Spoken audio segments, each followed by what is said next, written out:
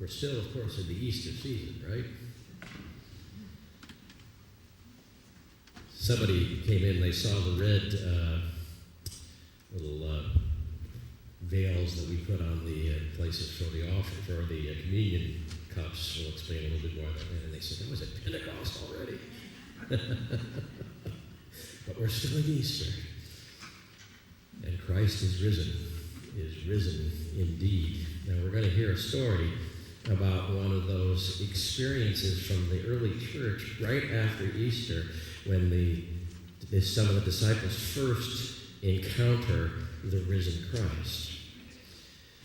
Now, I don't know about you, but one of the things I've been noticing lately is that in all of those first appearances of the resurrected Jesus, there's this phenomenon that's really interesting. The disciples don't recognize him. For whatever the reason, they think he's the gardener, or they think he's a stranger, or they think he's a friend. But we're going to read about one of those early experiences right after Easter of two of Jesus' disciples who encounter the risen Christ but don't recognize him on the way to a place called Emmaus.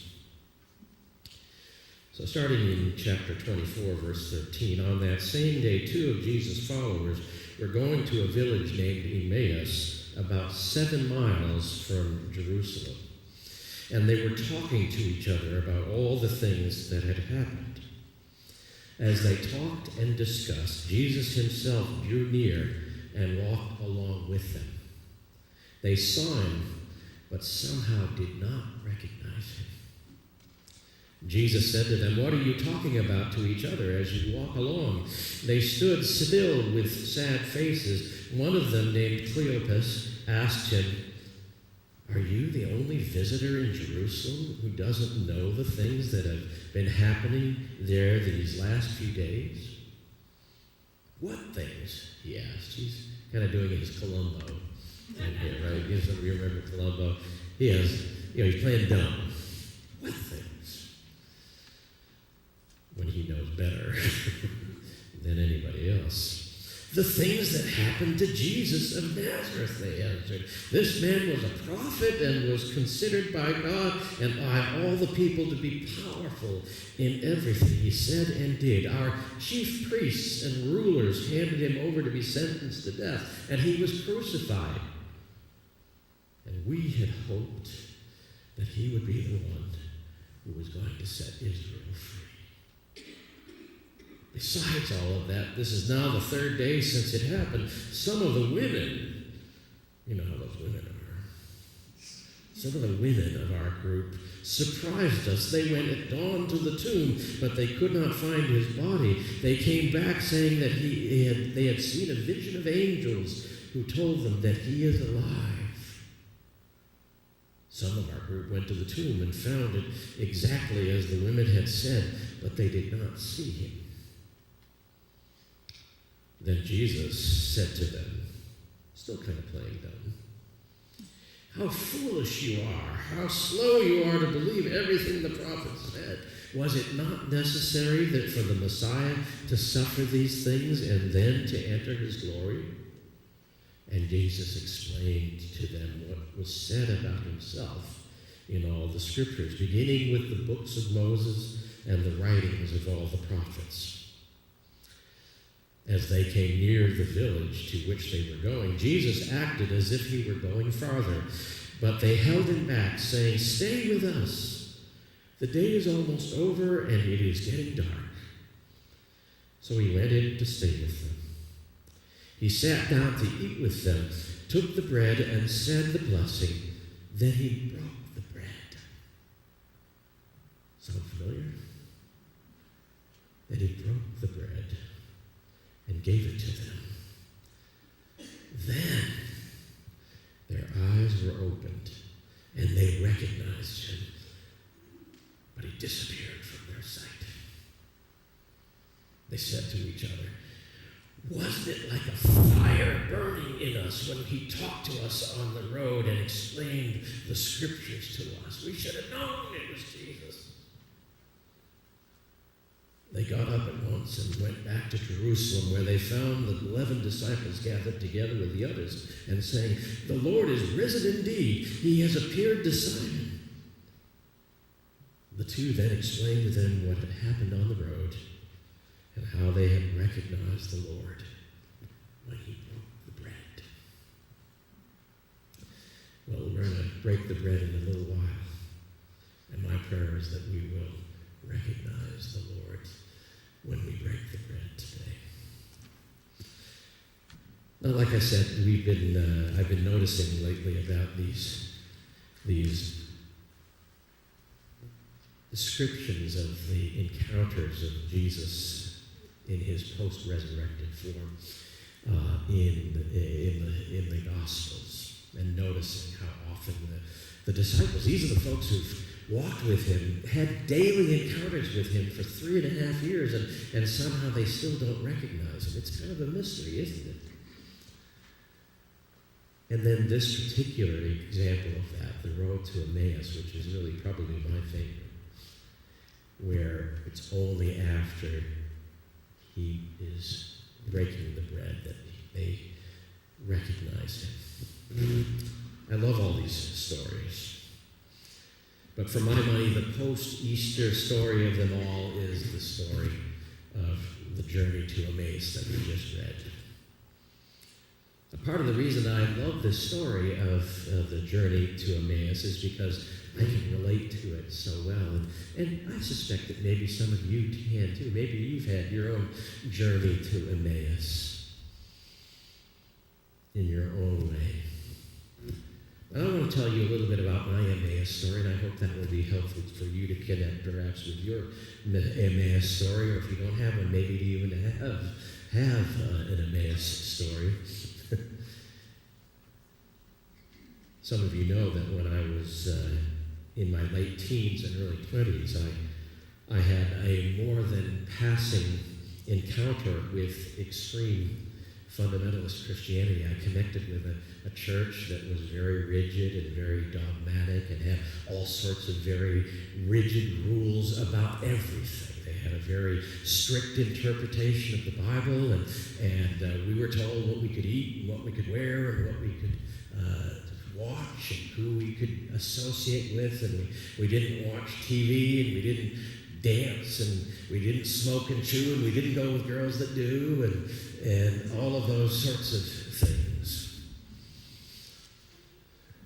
And that worked for me for a while, several years in fact.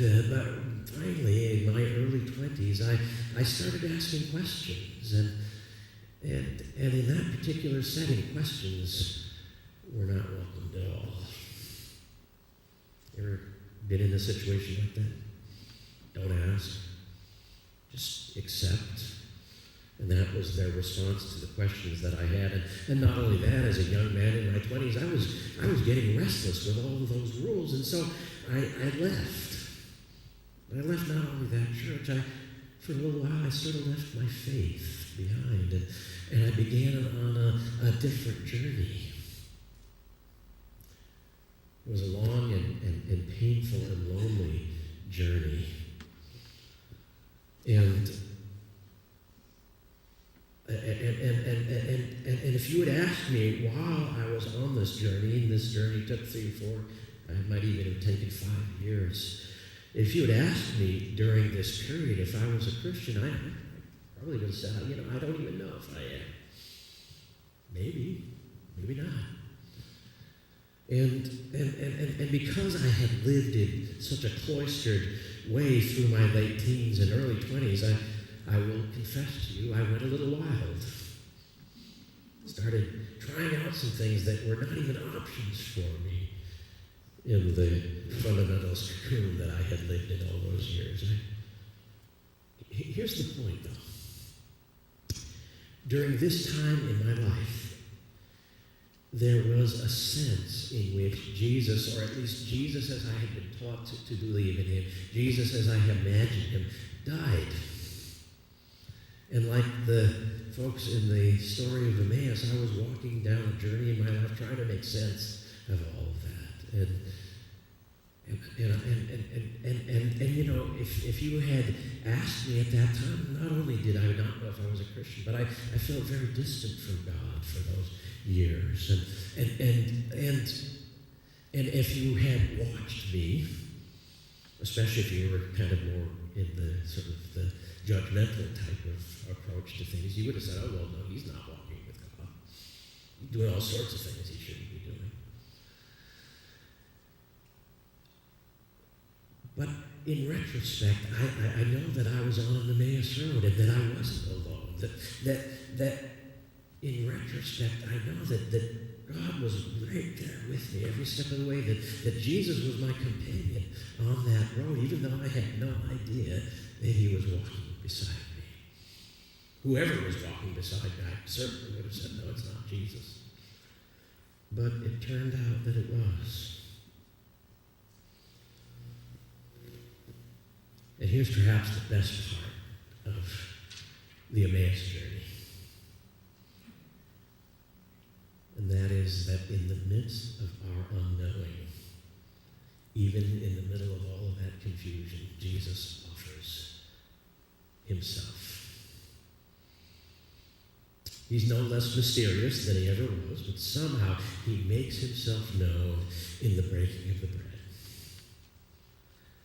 And that is no small thing, this offer of companionship and presence. And I can remember how near the tail end of my journey, of my Emmaus journey, how I had my own sort of breaking bread experience. And I can remember a time in my life of how it was during a time of breaking bread with one of Jesus' stand-ins. You know that Jesus has stand-ins? Some of y'all have been Jesus stand-ins for other people. Some of you have been Jesus stand-ins for each other, right? Somebody can think of people who have been stand-ins for Jesus. Well, anyway, I was having pizza with one of Jesus' stand-ins. Wouldn't that be a wonderful thing to be one of Jesus' stand-ins? I was having pizza with this fellow. He was a Methodist pastor that I met 3 years into my time in the wilderness, who saw something in me that I don't know that I'll ever understand. We were having our pizza and beer, if the truth must be told. And he just sort of nonchalantly said, well, of course you're thinking about becoming a pastor, aren't you? And I nearly choked on I don't remember whether I was drinking my beer or eating my pizza, but I nearly choked. You know, you're talking like this. I said this into myself. I didn't say this to you. You're talking like this, but I'm not even sure I'm a Christian. And I'm not living the kind of life that I would think a pastor would live. And I don't act like any of the preachers I've ever known. And I've never thought about being a pastor. I lied.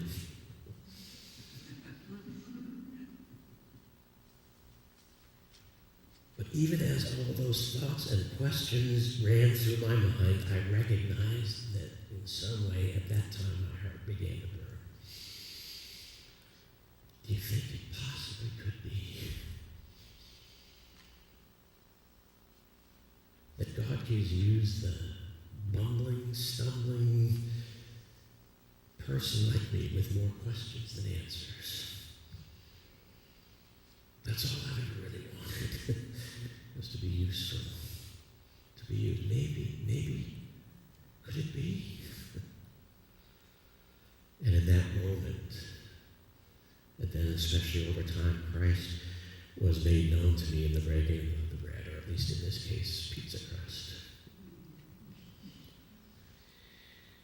He said, wherever you are today, Christ wants to be made known to you in the breaking of the bread.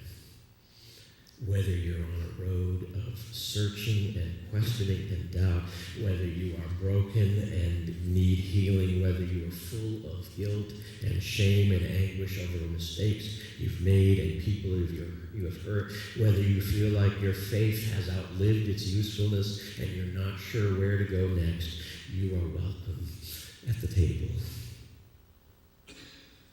And I want to invite you to enter into the mystery of how Christ can be present in a very real way in these simple acts of sharing in bread and cup in remembrance of him.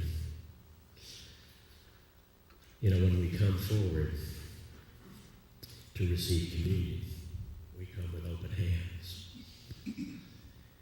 Today, when you come forward with open hands, I want you to think about, what do you want to fill those hands?